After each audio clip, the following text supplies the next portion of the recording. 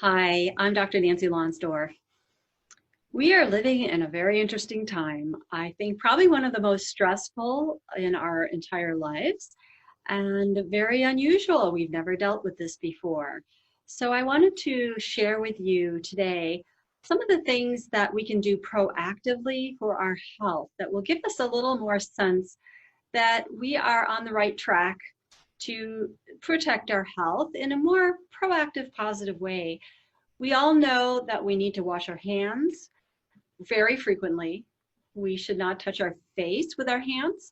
And we know we should avoid groups. We should stay in as much as possible and practice social distancing.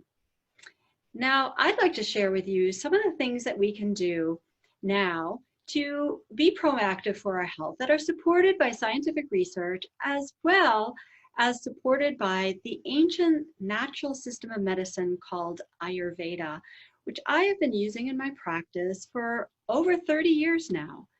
And Ayurveda is really a health system and a science of promoting health and longevity. That's its specialty.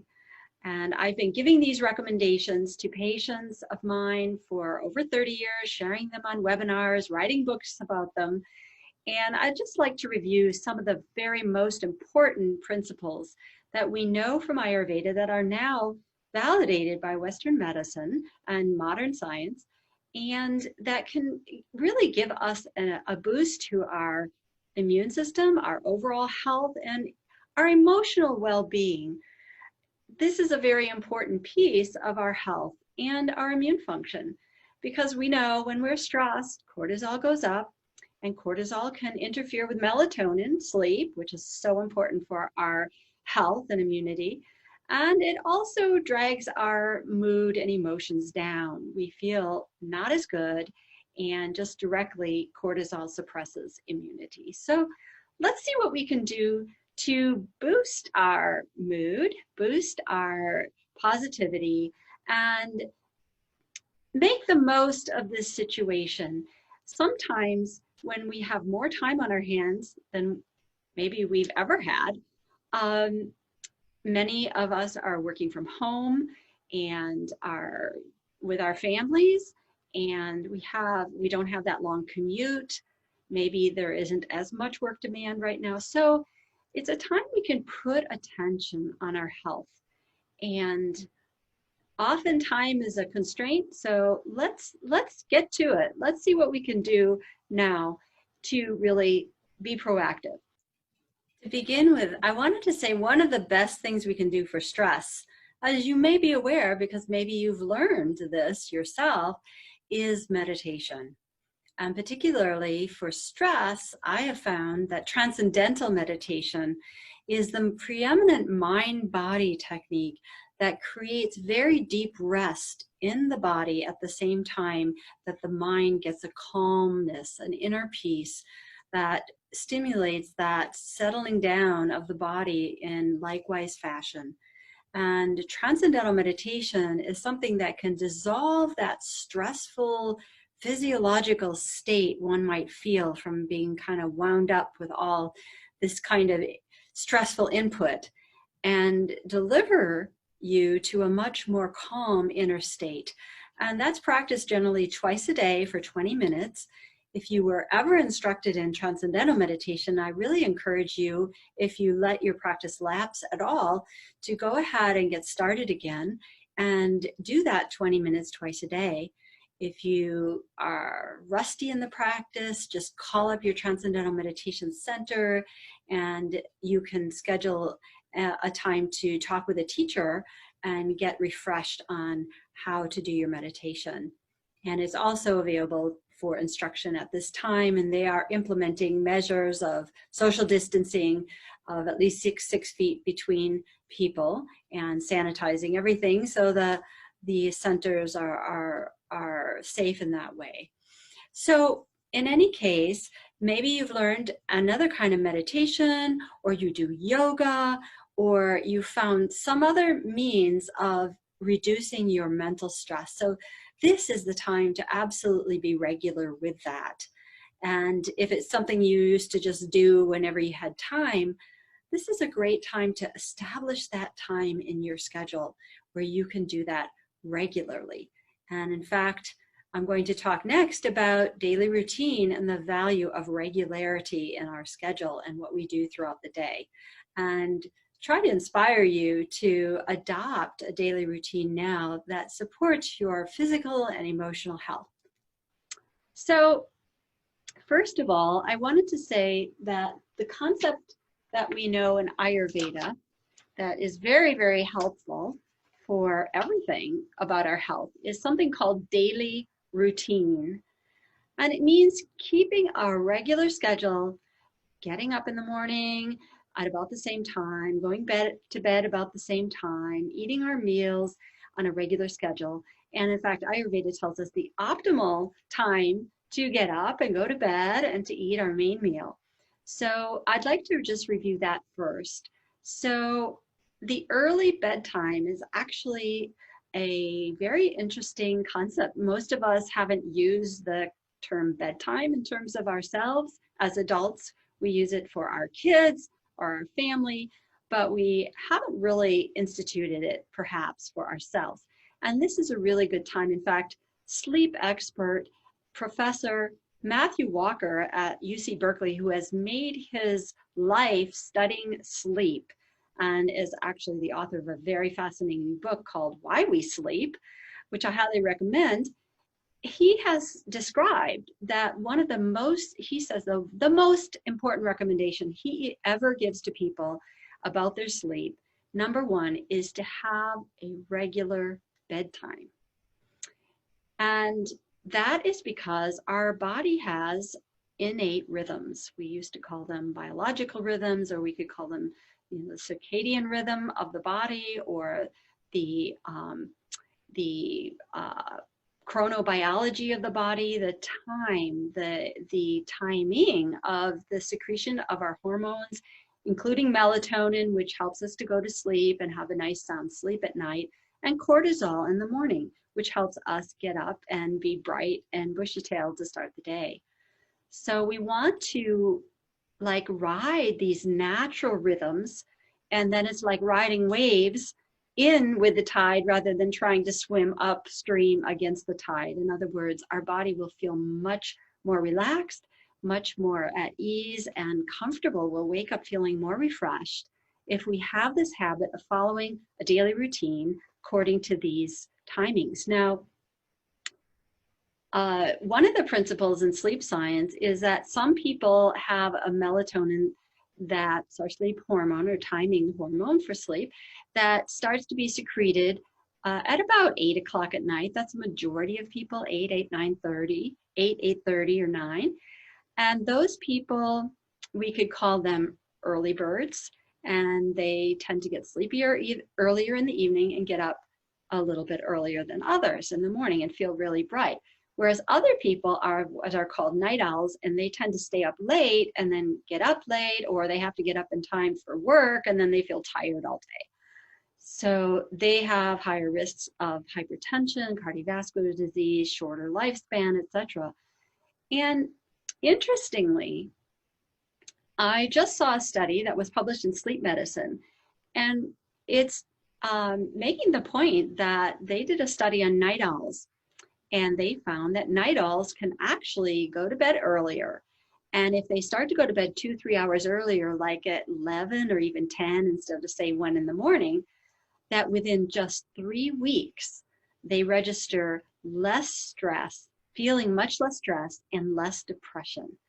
And interestingly, research on sleep time and depression in teenagers has borne that out as well. And there was quite a bit of research on that. But this is the first study I saw in grown-ups as well. And Ayurveda has held for, well, I guess 5,000 years plus now, that going to bed earlier in the evening is more rejuvenative for our bodies, our immunity, for our neurotransmitters. So we feel more alert and bright and clear the next day. Even if we get the same number of hours of sleep, that sleeping from 1 in the morning until 9 in the morning will be different than sleeping from 10 until 6. So ideally, try to align your bedtime closer and closer to the earlier times, like around 10. Maybe that seems just ridiculously early for you, but at least try to get it by 10:30 or 11, because Ayurveda tells us that's a swing time. Melatonin starts to be produced earlier in the evening, and if we can ride that wave, we'll fall asleep more easily and we'll sleep more deeply and feel more refreshed. So if we stay up past about 10, the longer we stay up past 10, our body is entering a different phase. It's going into a metabolically active phase. And that's actually being shown by modern research, that the physiology at night and the liver function and digestive tract are doing very different things than they are around noontime. So our recommendation, and what I recommend to you, is to try to move your bedtime forward and try to then stick to a regular bedtime and see how you feel. You might feel amazing in the morning. I have a diehard night owl as a colleague, and the other night he said to me that he had gone to bed early, like 9 o'clock. I guess he was very tired, and he woke up at 6 or 7 and he was so fresh. He said, yeah, I really felt different. So even the night owls now can become early birds, and I would encourage you to go in that direction. So we've talked then a little bit about sleep, but I'd also say that getting off the devices earlier in the evening also helps your melatonin secretion and will give you better sleep. So I recommend by 8 or 9 at the latest, you get off the computer and get off the iPad, the devices, your phone, and do something much more sedate and relaxing, just kind of in the physical environment. Maybe you wash the dishes, or you fold some laundry, or you get the kids ready for bed and read them a bedtime story from a book, and turn the lights down. That's also been shown to interfere with our sleep and melatonin. It's not just the blue light, but it's also the brightness of the light.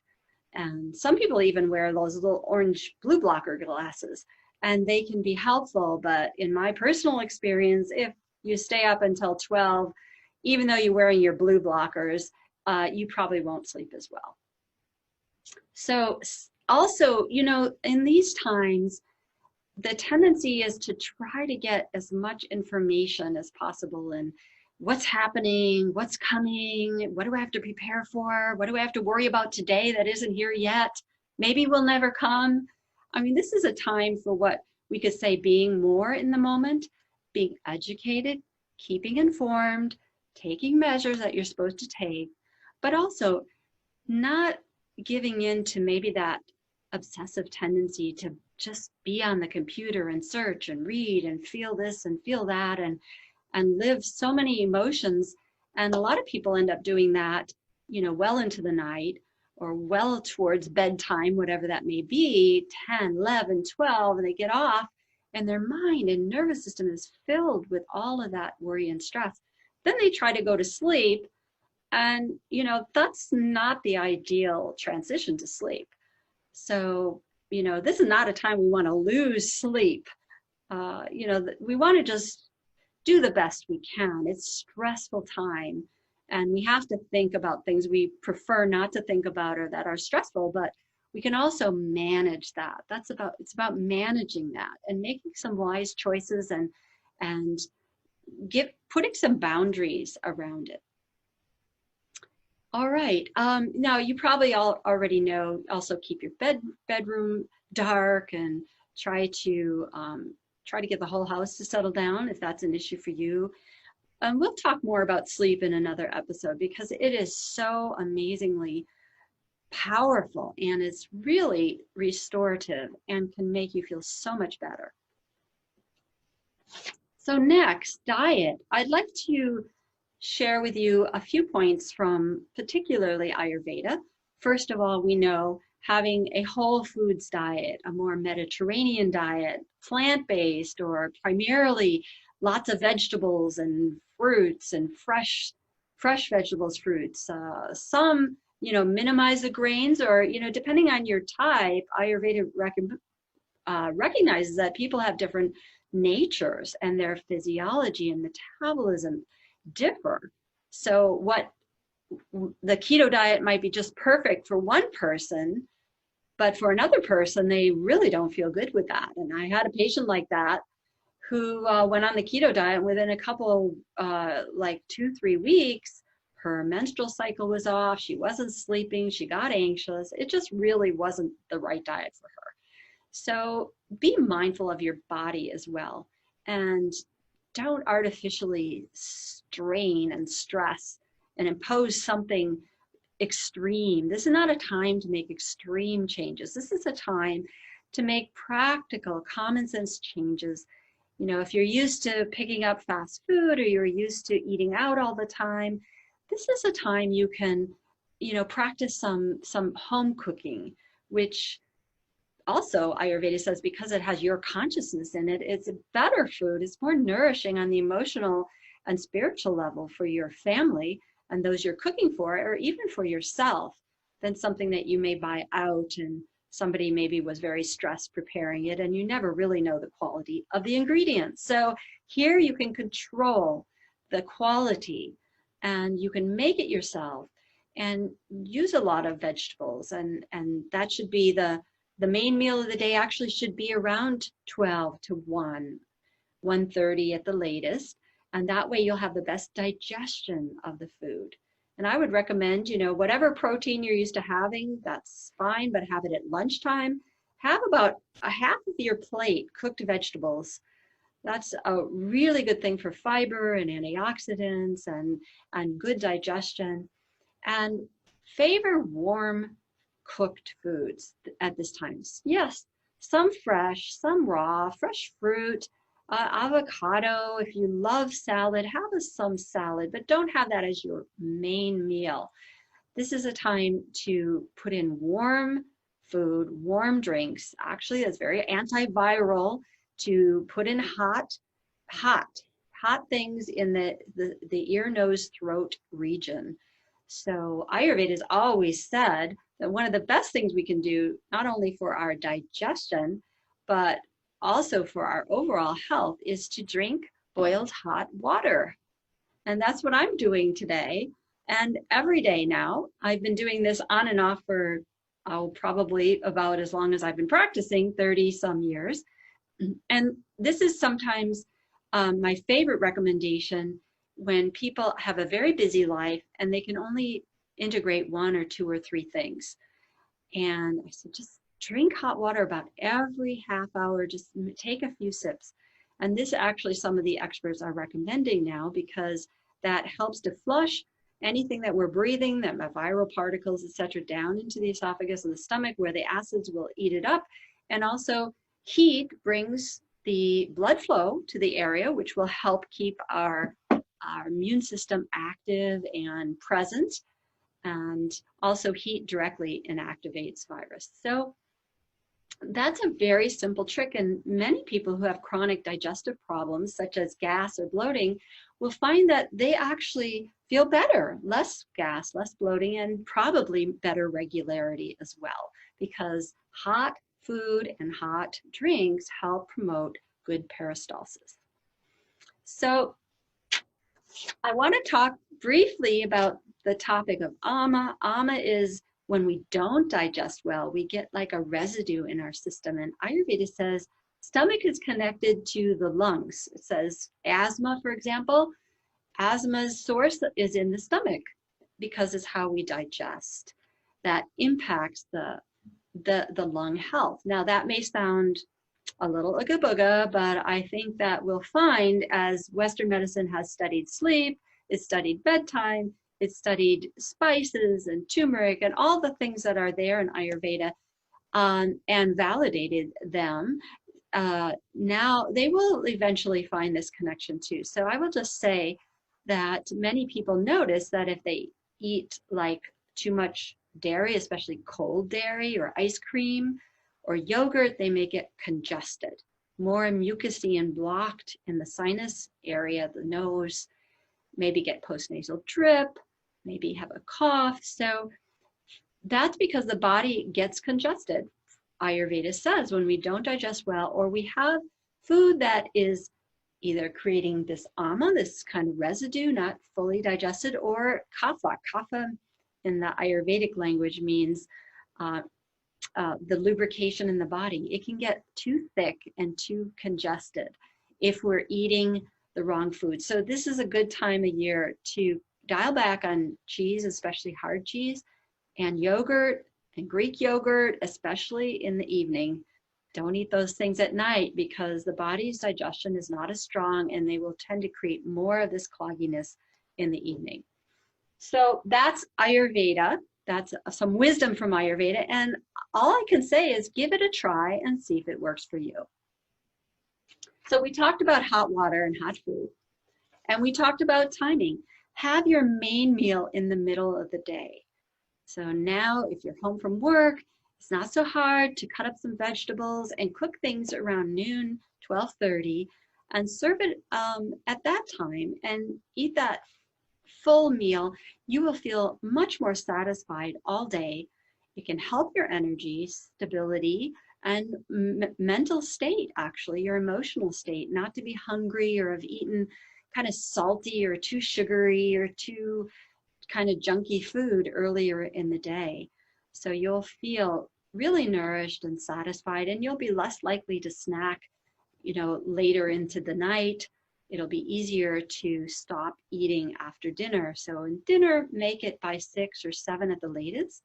And again, no curdled things like cheese at night, yogurt according to Ayurveda, and even red meat and heavy foods and dishes like that are better at lunchtime. And in the evening, enjoy soups, maybe some light grains like quinoa, vegetables, things like that. All right, so good to have your meal finished by 7 and have a few hours before bed where you're just not eating anything. You could have herbal tea or some hot water, but your body will cleanse itself better at night. In fact, one of my mentors, Vaidya Raju, once told me, he said that if a person is ill, one of the best things they can do to recover more quickly is in the evening to skip dinner and just have hot water. And boiling the water for 5 minutes or a few minutes is good because it kind of energizes the water and lightens it, which water kind of, heavy and dense. So it gives it that energetic quality to penetrate and clear and to help us digest. All right, so last we have, second to last, we have stress reduction, stress management. And I just wanted to say here that I've mentioned a couple things, like not to spend too much time on the internet and the news, reading all the latest. I mean, keep informed, but put limits on it and don't allow yourself to get drawn in and too obsessed about it.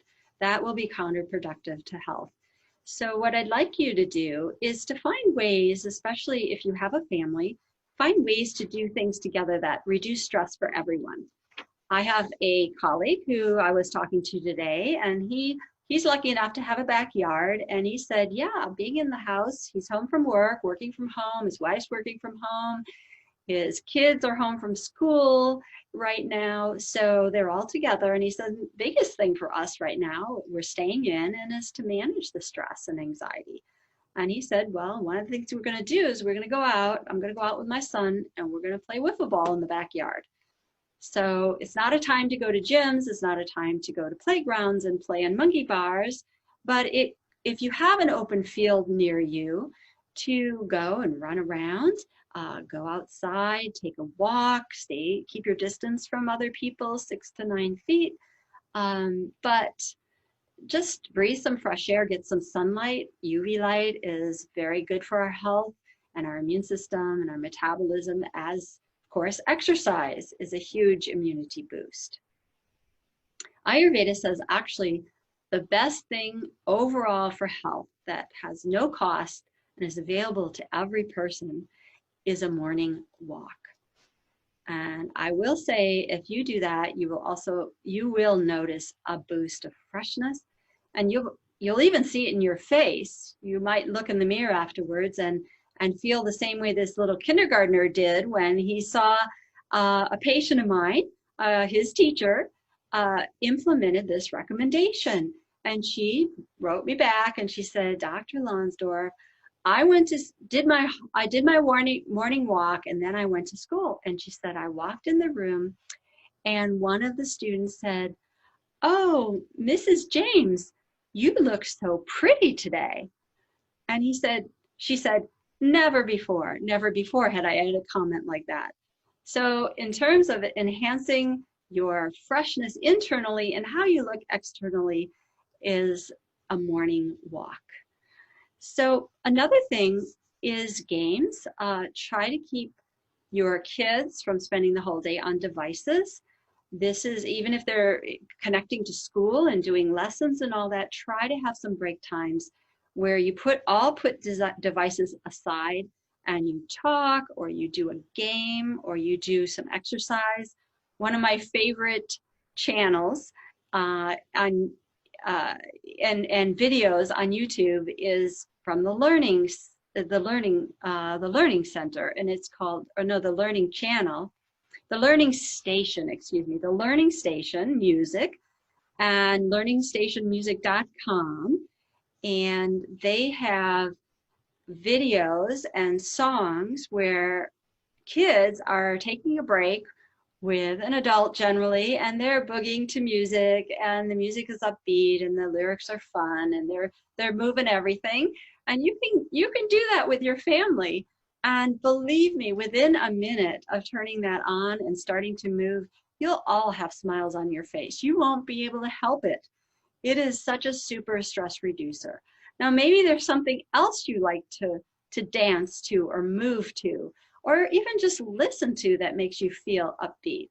So use these tools, use these experiences, because this is our life. It's not what we would choose right now, but we can choose to make the best of it and to enjoy and to take a little time to break out of all the stress and the cloud, and really, we could say, be present and make that presence something that's more enjoyable, and connecting socially with our family, if you have one, or even to pick up the phone and call a friend or a family member, just check in on them.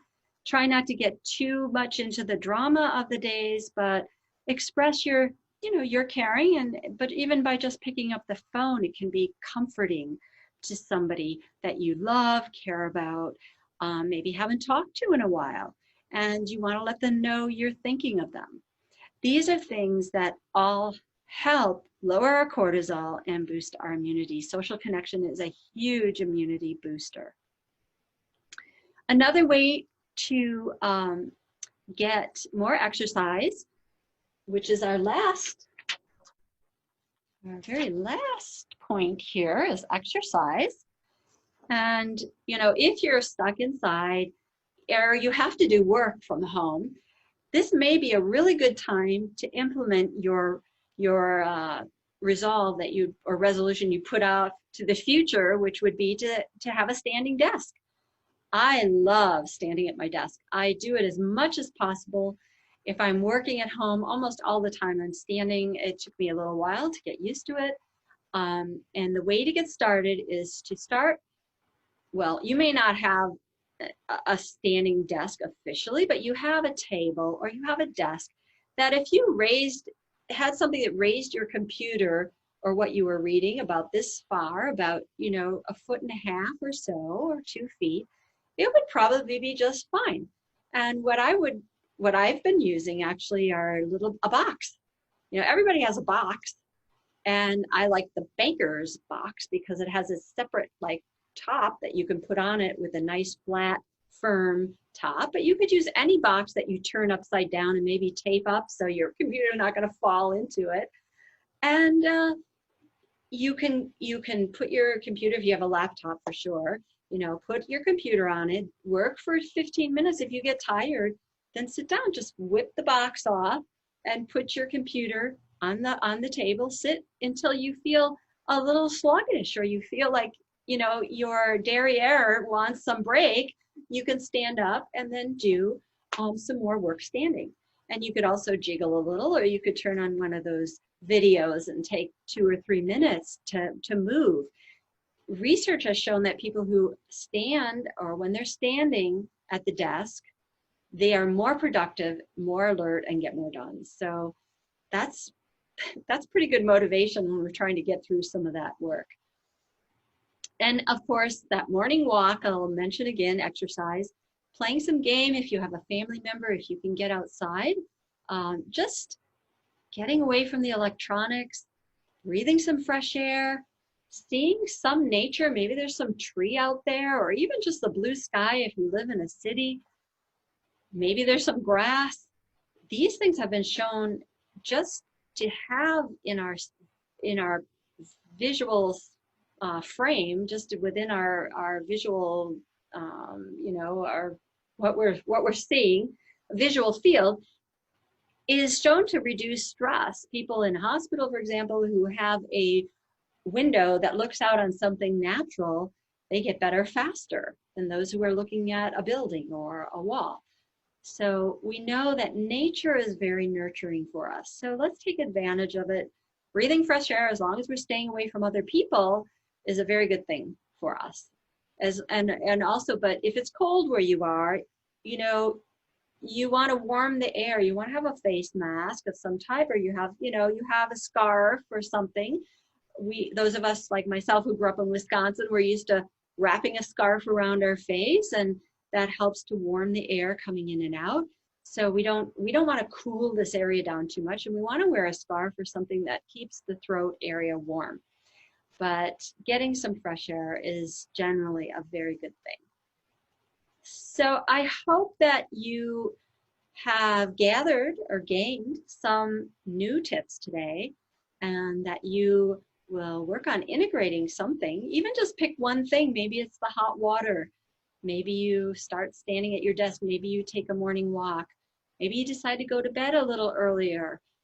Whatever you do, I think that you will notice some difference within a few days. And as you start to feel better even than your norm, this is going to be a big psychological and emotional boost for your immune system. So I look forward to providing more videos soon and helping you to maximize your physical and emotional well-being as we go through this challenging time. Wishing you the best of health, and please take care, do all you're supposed to do, but also be present and try to make the best of the situation and maximize those times where all that world just went away and you're in the moment and you're enjoying life. All the best. Bye-bye for now.